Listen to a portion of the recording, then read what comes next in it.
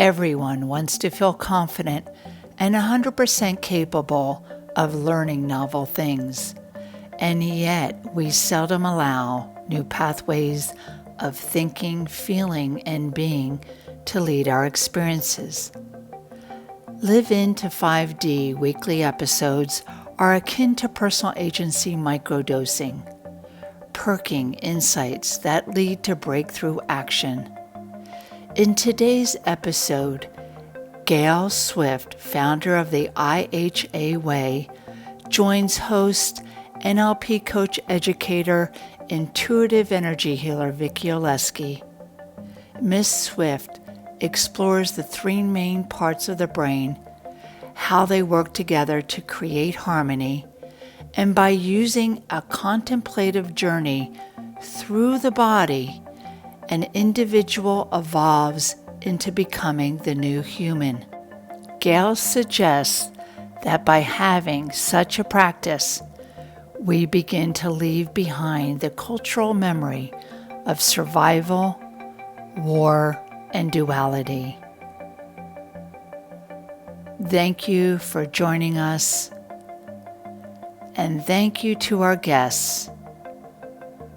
Now, let's join Gayle in today's episode of Live Into 5D.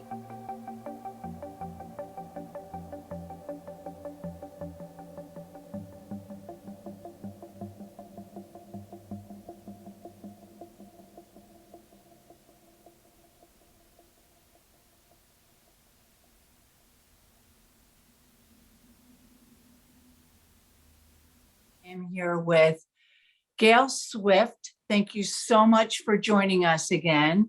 Joy. We have a hot topic today, and it's one that I love to talk about because it in some way it moves. The topic for today's podcast is named Consensus Reality. Gayle and I, we had a conversation a week or so ago, and we kind of ended it there, and we wanted to bring it and pick it back up.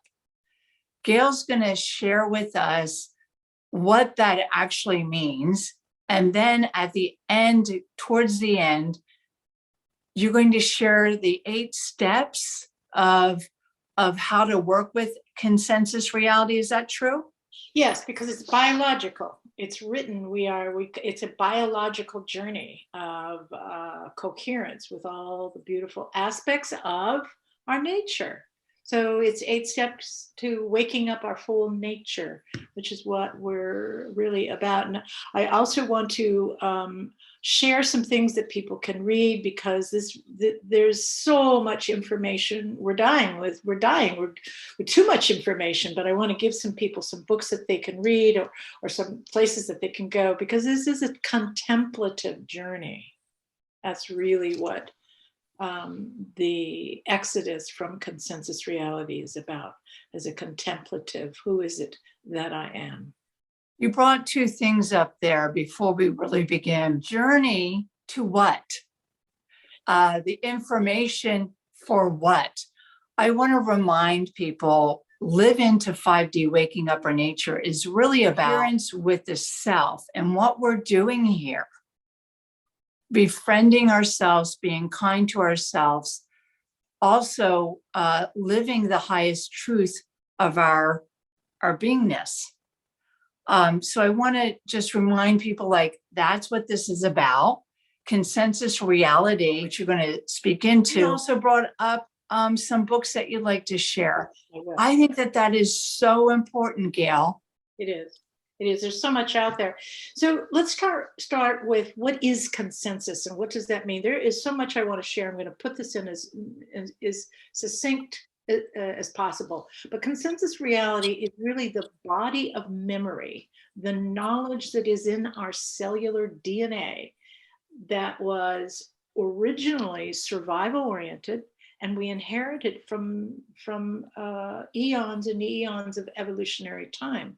So we know that we know that as the 3 brains. So let's just quickly talk about the 3 brains, because this is what makes up consensus reality. The first brain is a reptilian brain.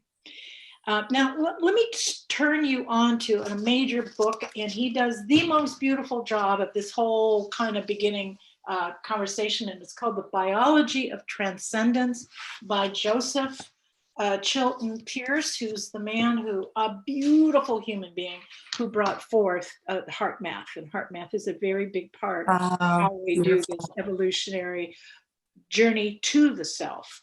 So consensus reality is the formation of first a reptilian brain. The reptilian brain is that the cerebrum and so forth, that beginning brain, the top of that. Right, exactly. That is responsible for life, breathing, eating, digesting, all of life. You don't have to think about it.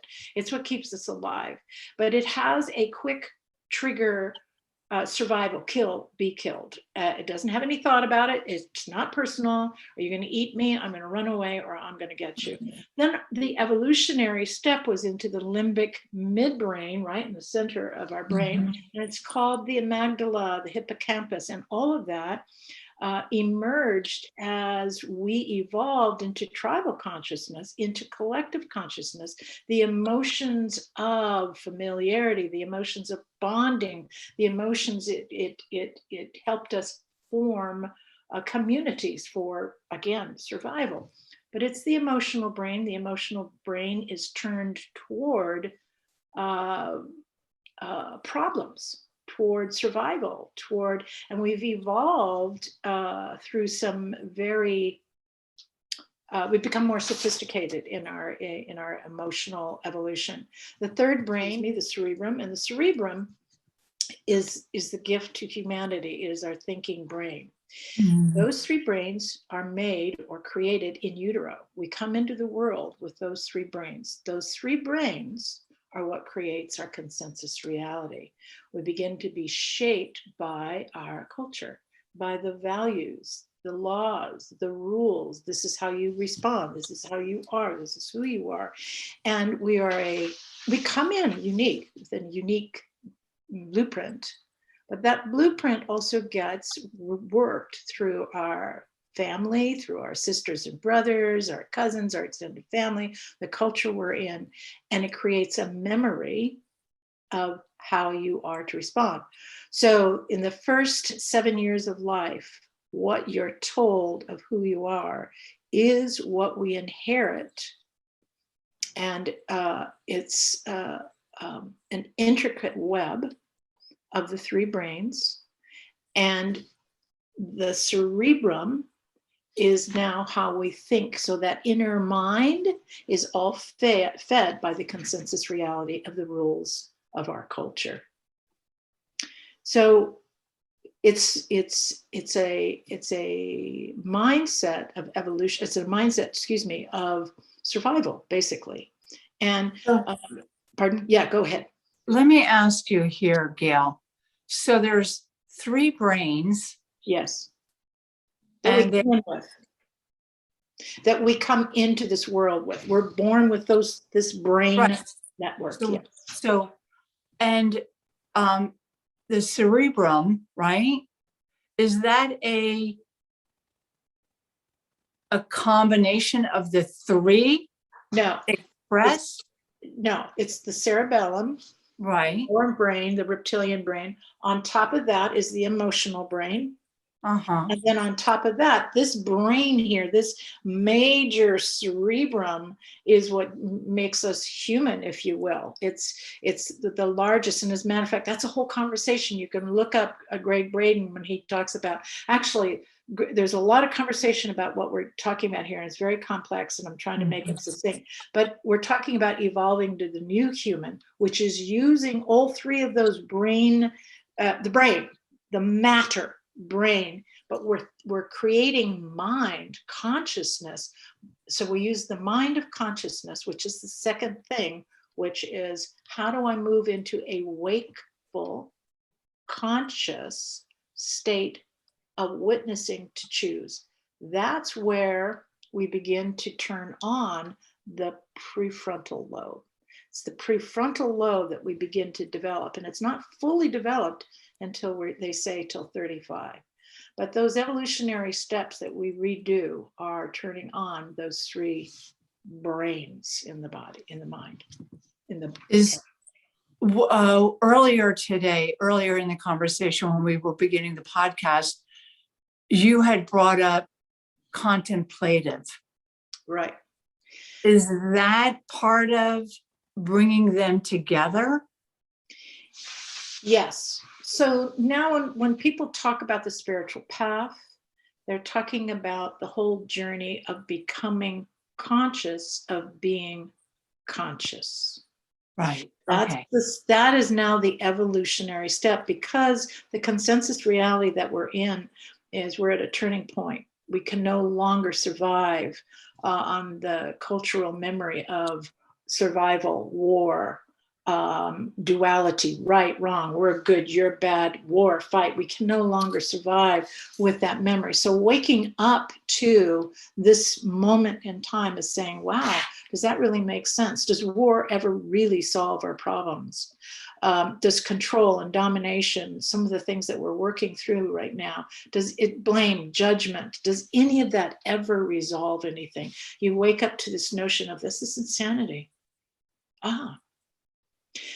Waking up to, oh my God, things are breaking down. What do I do? Oh my God. All of those feelings are being called to wake up. As long as I stay in consensus reality, I say, I'm right. When I start to say, wait a minute, maybe I'm not right, I go into a state of, I don't know that I don't know. Socrates. The only thing is I know that I don't know. Now we're beginning to wake up to the mind that's ready for new information. And that's when we step on the path of questioning. And I'm going to give you these wonderful 6 revelatory. There's 2 things I want to leave you with. The 6 revelatory paths of waking up. Choiceful waking up is the prefrontal lobe of consciousness. And we feed it. Before we go there, because we have a little time here. We're with the information and the disinformation. And we're in the information age. Is this part of the breaking away and the opening? Is that some of the new stuff that is come to light? Is that part of, and we're just using words right now. Yeah.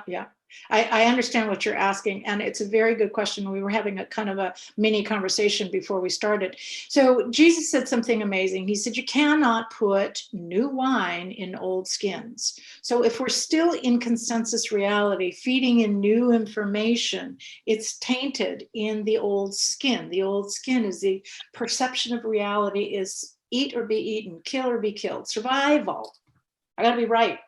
That whole notion of right and wrong is now more how the control dramas that we live every day. We don't have time to go into that, but I think you all understand the warring of personalities, if you will. Mm-hmm. We have to come to a place where we don't know. And we admit that we don't know. Because when we reach that point of the question, who is it that I am? And how am I made for the world? And I come with an open heart, an open mind. That is the contemplative state of I don't know. And I'm going to begin to listen.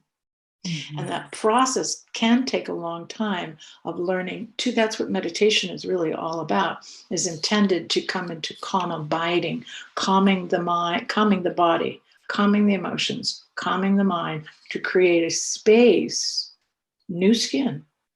That's the new skin for new information to come in. And I start to work with that new information. And now I begin the 3rd path, which is the way. The way is to transcend and include everything that we've ever learned. You don't want to unlearn. You don't all of a sudden one day wake up and never get mad or never get fearful. No, we do. Those are our warning lights. But we don't act from them. Waking up is coming to the challenge and choosing to do it differently. You put your war down and you stand there in open contemplative. You stand there with deep compassion. You don't know. You're not right. I'm not right. We both are. And in that place, what happens, what starts to open up, is the akashic files of pure potentiality, and new information comes in. So it's suspending that moment when we want to fight. Suspend it, stop it. And that happens through cultivating the witness. And every time we do, we build the prefrontal lobe of consciousness. Consciousness is pure choice. There. Beautifully, beautifully stated. Let's put that into a capsule again so people really understand. The Please. first step is that we're all in consensus reality. Oh, I just fell into consensus reality. I thought I knew, and I thought you were wrong, and I was right. What? Consensus reality is every bump in the road that you're conscious to is you as a human being choosing to evolve the new mind. And the new mind is the prefrontal lobe of potentiality, of creativity, of, oh my goodness, I'm facing this thing, which means there's another way beyond war to handle it. Mhm. So I stay in that contemplative, curious state. I teach, when I do classes, I encourage people to find a word that brings them to that state. Isn't that curious? Well, that's interesting. Mine forever was, isn't that curious? So I would use a word to break the automaticity of the consensus reality. Mhm. We're caught in consensus reality, they say at least 90% of the time. 60,000 thoughts go through our mind in a 24-hour period, and 90% of those thoughts are negative. Well, that's just, we don't do that. We don't say that to make it wrong. It's just consensus reality is where we're all at. Until one day, which is why it's very important to have a practice. You have a practice every day, every morning. You wake up and you go, whoa. Today I choose to be a witness. Today I choose to be awake. Today I choose. And once I get into that witnessing state, I then am on the transformational journey. So that's kind of like the three-legged stool, if you will. Many parts to that I think are great roadmaps, maps, compasses for each of us. What would you say is I think actually I'll just jump into this with you. The contemplative arts is as far as meditation. Yeah. Say that is a great, most powerful place to begin for people. No. Oh, good. Say it. What is it then? No, because we are bathed in a culture that is so busy. We are, okay. So we're overspent. We're stuck in the outer world. We're stuck in the consensus. Now I'm not saying everybody is, but it's very difficult to go from consensus reality outside materialism, right, wrong, doing it. Remember, there's three things that move us. Wanting to belong, beloved. So if I don't belong, I'm going to do something to belong. If I don't feel safe, I'm in fear. I'm going to do something to make myself safe. And the third one is, what are the rules? Am I following the rules? And if I do all three of those, I'm safe. Well, I have to sort of bypass all of that and get into the state of now, that potential state of now, to calm my body, to stop being in reactive, because those three cause reactivity. We are overstimulated. So in an overstimulated state, how do you go into meditation? There's got to be a few more steps before we can get into still mind. So the first step, I'll give you the first step of the 8 steps. The first one is to establish practices where you come into vagal tone. Look up vagal tone. It's parasympathetic. It's the receptive, calm, receiving state where new information can enter the new wine. But I first have to calm down. My physical body My biological being needs to come into a state that's receptive. Once I'm receptive, I'm calm with the breath. And there's a skill set, which I can give people. And the second one is then I can move into my vital body. Only then can I move into my vital body to begin to calm the energetic waves of the emotions. Have you ever been so upset and someone says, oh, just quit? You can't. First, it's evolutionary. First, body, then emotion, and then the cerebrum, the mind. Once I calm the waves of all those emotions, and there's where heart math works very well, is to come into calm abiding in my body and my heart. Then I can calm my mind down. Now meditation begins to make sense. So there's a lot of information here, but I strongly encourage people to practice more. Well, this is a big conversation, but I think it's difficult in our culture. Let me just leave it there. I think it's difficult in our culture to go from active to meditation. I think there's some steps in the way. Here's the thing. We're at the threshold of the Aquarian 21st century. We're stepping there. And for many of us, this information that you're speaking said that it's through the body. Yes. So when some of us say meditation, it is really using the body. Yes. So again, this is the why of you and I talking and the other guests, because it is contemplative. These steps are so key. They are. And we need to lead with this vessel. Yes, it's the jewel in the lotus. And we do it through our sensory system, but becoming conscious of our sensory system. Yes. And we haven't talked about the integrative healing arts program, but the integrative healing arts is using the sensory system to calm the whole being down, the five-pointed star of who it is that I am in coherence. When the five-pointed star is in coherence, then naturally the whole being opens up to that meditative contemplative state. It's meditative contemplative state is a coherent state. I think this is why we need teachers, actually. Here's the bottom line, is why we need teachers, is to help us to harmonize the five sensory system.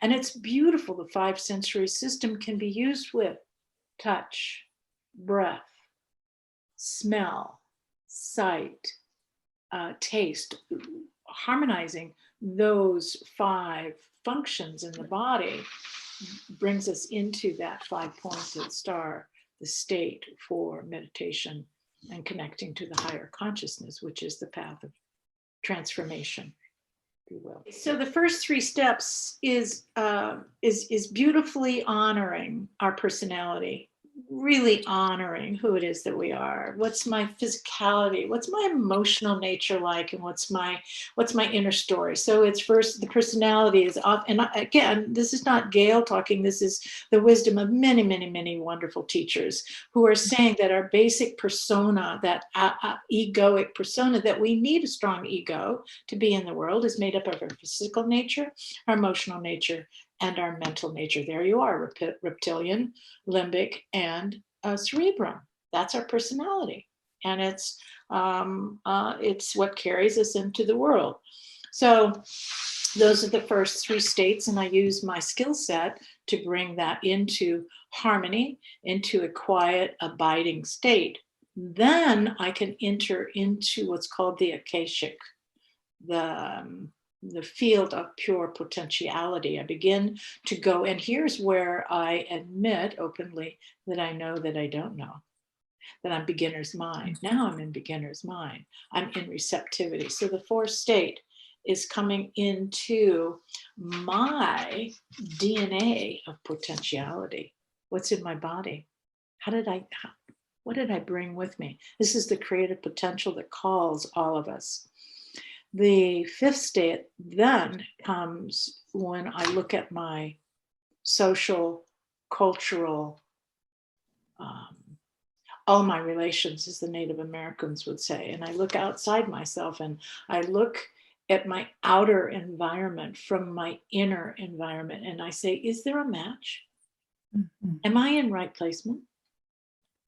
Am I in a place where I can grow and evolve? Because the inner and the outer are expressions of one another.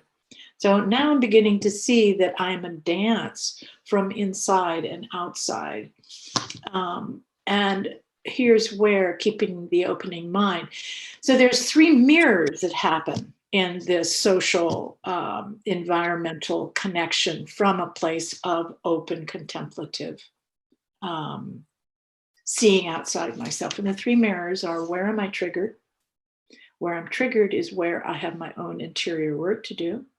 Where do I place judgment and blame? That will come to my door. And that is an absolute announcement and a critical part of rising above consensus reality, actually, is letting my blame go, letting my judgments go. And the third one, which is very important, is where did I give my power away? So I meet my three mirrors, my three shadows, if you will, the shadow work.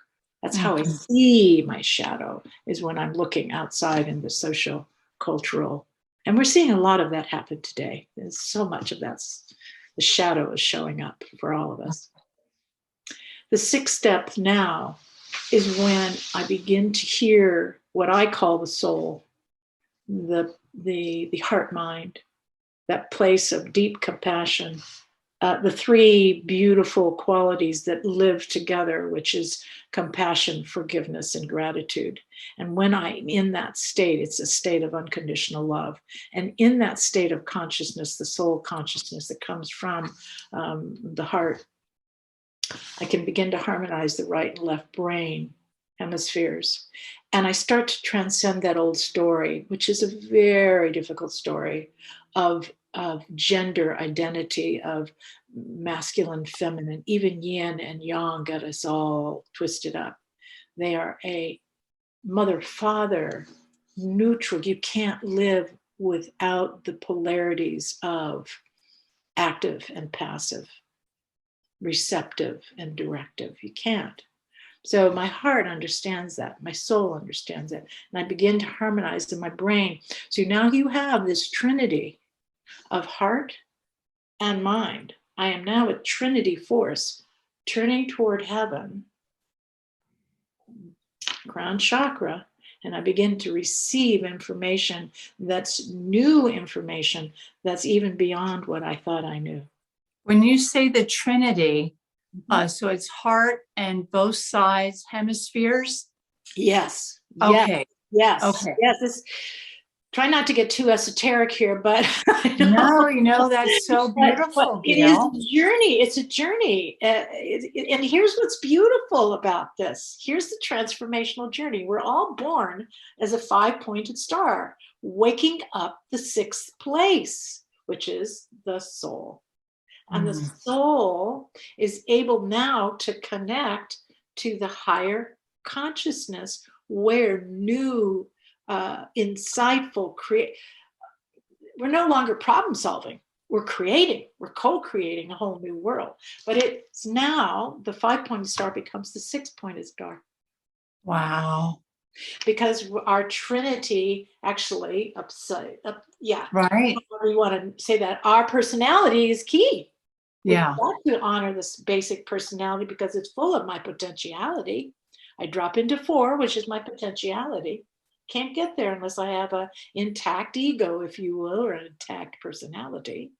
And I take that higher journey of ascension, heart, coherence of mind. Right. Then I'm able to come to the higher information that wants to come in. And now I'm a vessel of pure potentiality living in a time when there's a shifting of consciousness. This is the time we're meant to take that self-actualizing journey towards connecting our DNA potentiality with the potentiality that's out there, bringing it in. Sounds a little esoteric. I love, one of my best teachers of all time was Angeles Arian, the late anthropologist, and she'd say, it's the time on the planet to live as a practical human being with mystical feet. We don't, it's not about transcending and then not coming back in. It's about transcending and coming into that bliss state, that higher sense that just fills us with passion, and bringing that passion back into everyday life and living from there. So we don't live from our lower energies, we live from the higher energies. That you're saying that it's esoteric, but at the same time, I think it's very grounding. One of the things that you had said a couple episodes or a couple conversations ago, we were talking about light workers, and you brought the term in groundworkers. I think that is what we're talking about here. Also, here, step is so key into bringing that bridge, not so much, okay, it's the reflection from what's outside of us, but it also in some way starts to restore our connection with our higher self through that fifth step. Yes. Yeah. And here's where we get tripped up. 1 through 4, I think, oh, I got it all together. And then we go to the outer and we go, oh, see, they don't have it together. I have it together. No. Oh, I still see those parts of myself that are missing. I still see those parts. You know, I've started to really look at some of the things that Jesus tried to teach us 2,000 years ago. Interestingly enough, he was a great teacher of the new mind. Why is it that you want to remove the splinter from your friend's eye and not the plank from your own eye? That's that place where we go, oh, wow, look at that. Look at that. Where does that live inside of me? So you're right. The key here, it's a golden key, is to reach the 5th door. And if I can manage the 5th door from a place of neutrality and equanimity and grace and forgiveness, the Opono. I love the Opono. That's the 5th door. It says, I am so deeply sorry. It's a prayer about being responsible for, not to. Oh, wow. That prayer for me has been a turnaround in so many ways. Also, I have used that prayer, 40-day prayer. It's a prayer, but I do 40 days. I did that with my rescue dog. And it was so graceful. It brought so much unconditionality to me about their situation. I love that prayer. I love the how it got embodied, how it got discovered. So thanks so much for bringing that up, Gayle. Lastly, so the 7th and 8th step, you talked about the finality of the alignment. Right. So the 7th step is the receptive receiving of new information. But that new information needs to come into manifestation. So I receive it. Okay, then what? Now it needs to go through the chakras all the way down into manifestation. In other words, I need to live it. And the 8th step is really the circle of the whole cycle of creation. So I need to bring it from the heavens as above, so below. So I receive it as above, so below. The journey up, which is what the 1 through 7 is so below. I bring myself to And an important part, going back to the fifth state, the fifth state is really about being in a state of grace, holding whatever disharmony I may be holding in myself or out there. Doesn't matter. It's all the same. I can be seeing a lot of anger in the world, or I can be seeing a lot of fear in the world. Well, we certainly are. But I hold it from a place of deep grace, and I ask for the energies to transform that energy. There is another beautiful Tonglen. That's what Tonglen is all about. I'm a Yes. human being. I'm feeling that fear. I'm feeling that anger, but without judgment. It just is what it is. It's the goddess Sakti who says it just is what it is. But I hold it without judgment and ask for, prayerfully, the transformational energy to change that energy from fear to courage. And there it is. Then I live that through the eighth step, which is being a mystical being with practical feet. You need all 8 steps. How you expressed it, I felt the understanding, the visceral understanding of surrender. And I also could feel my own ego self wanting to come up with the answer. And then you poetically, whatever you were saying, it just made me go, oh, that's that ego self that wants to no, solve it, do it. And when we surrender to, the I don't know, that's interesting. And the other point that I want to say is that you're a divine being. And also in one moment or two there, I really felt like you were channeling Jean Houston. Oh, I love that. It's interesting. People have said that to me, and I'm embarrassed to say I've never studied Jean Houston. But so if that's true, I guess what we're saying here is that this information doesn't belong to any one of us. This is transformational information that is in the ethers. It's in the field of pure potentiality. So thank you for saying that. That information is there. I don't own it. I think about it a lot. I put it into a model, but I don't own it. Well, I mean, number one, happy birthday to Jean Houston. I think she just celebrated her 85th birthday in the last day or so. She's a beautiful soul. She's a beautiful, beautiful soul. And I think it just also spoke to what we were exactly talking about. Going, that's interesting. I don't know. Boom. Yes. And then we become, I think about the 8 Beatitudes, or 7 or 8 Beatitudes, the Sermon on the Mount. This is what this is. Mm-hmm. Mm-hmm. Falling into a state of grace with great humility and humor. Gotta have that humor. But, totally. Because sometimes all you can do is laugh.